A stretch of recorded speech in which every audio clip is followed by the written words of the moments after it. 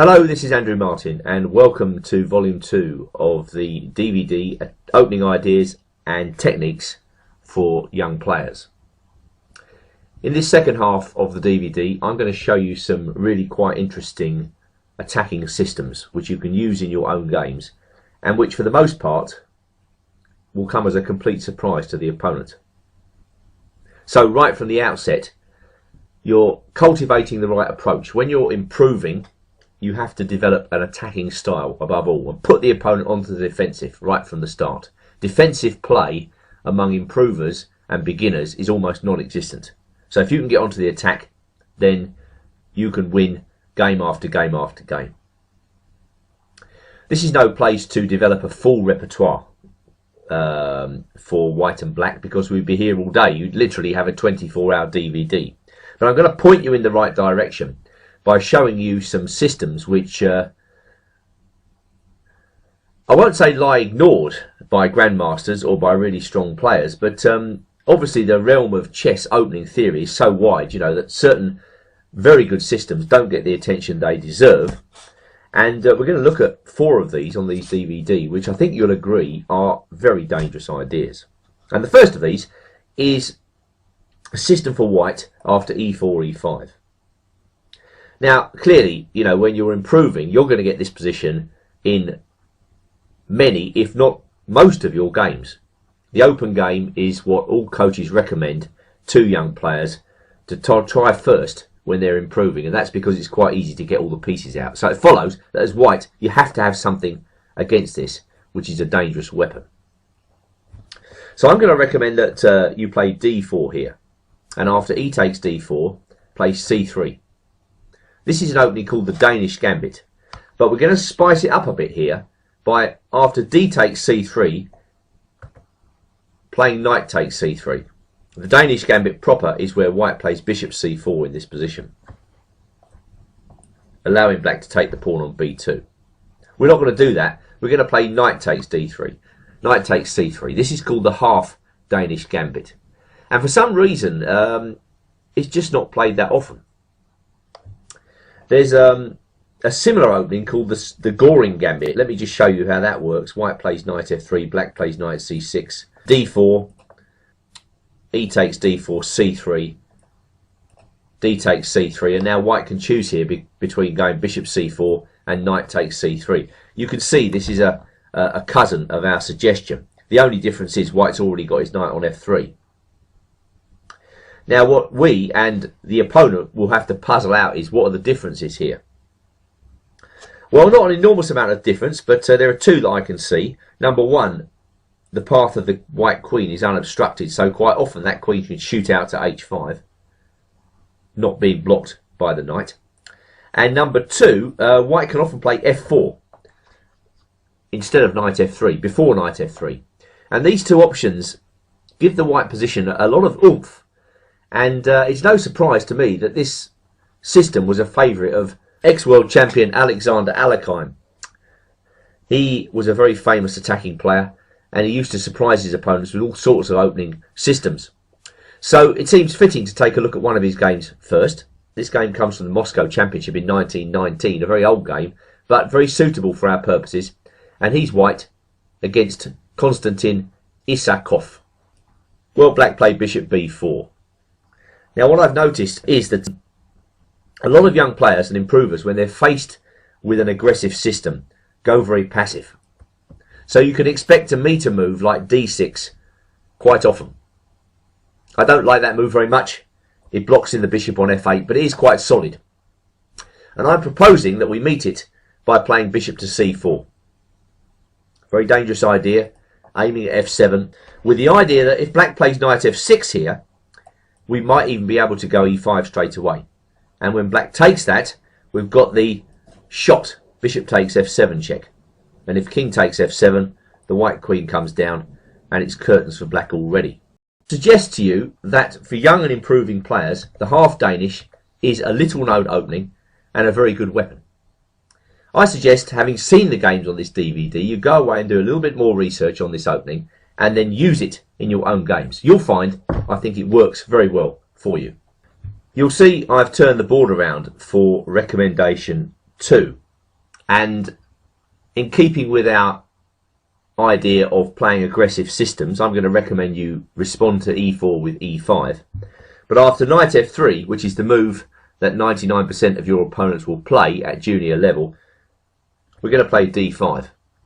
And this is an opening which hasn't really received the attention it deserves. It's called the Elephant Gambit. It's considered to be an irregular opening, but I have the impression that it's fantastic for young players to learn this opening, because black opens up the game at the earliest opportunity, and he sets some really difficult problems in the way of the opponent. Most opponents won't know what to do against the Elephant Gambit. They're going to flounder, and you can quickly whip up a winning position with ease. The Elephant Gambit is the type of opening that's got to be played aggressively, and therefore it's very much in keeping with our main idea, to attack right from the word go. So the first idea is that essentially black is trying to make the move knight f3 look rather poor. For instance, if white takes on d5 here, black may consider the move e4, already destabilising the knight. We'll see there are other moves apart from e4, but this is one of the main ideas. So quite often white either takes on e5 in this position, or plays the move d4. So we're going to take a look at an example of knight takes e5 first, and after that black plays bishop to d6, attacking the knight. White plays d4, and now black can take on e4. Well, the first game we're going to look at is a game from an open tournament played in France in 2008, and playing black is one of the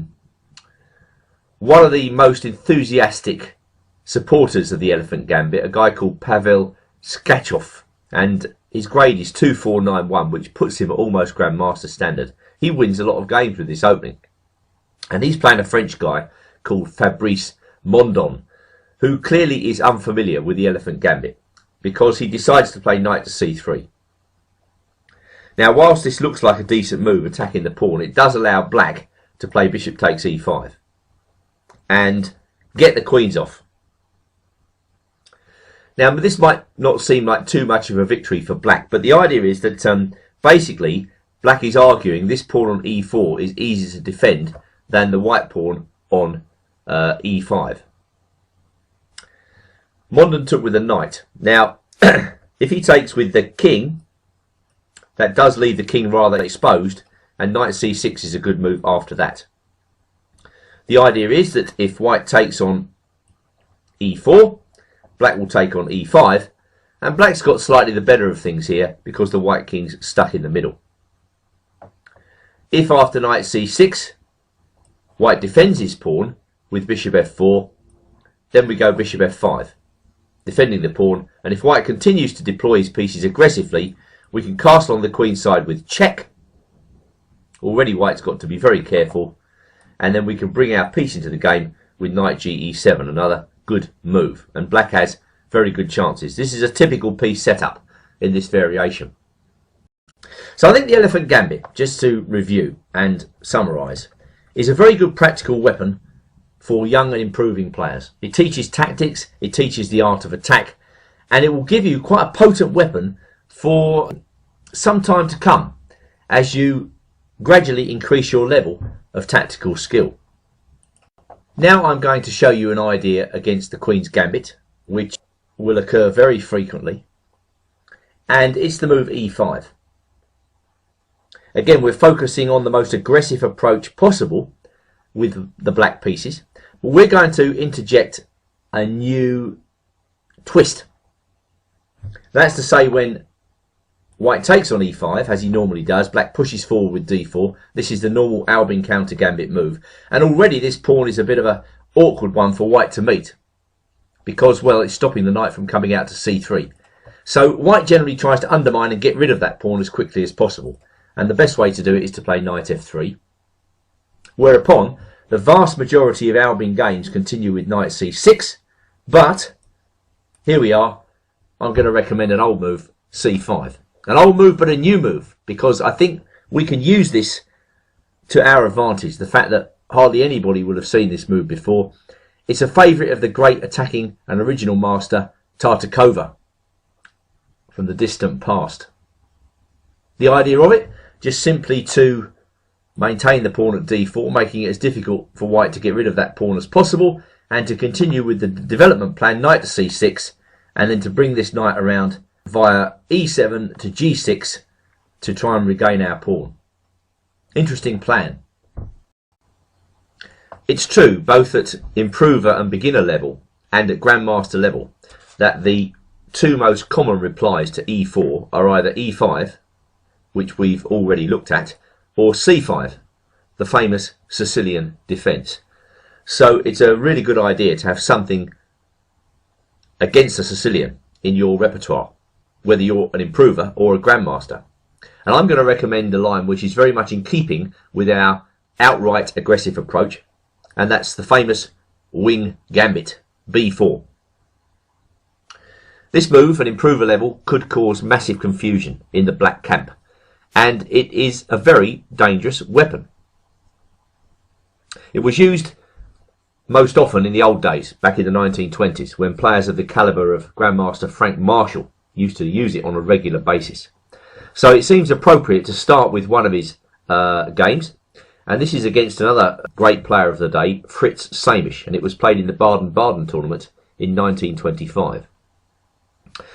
Marshall was a swashbuckling player. He was a player who injected many aggressive attacking ideas into opening theory, and he was a great innovator.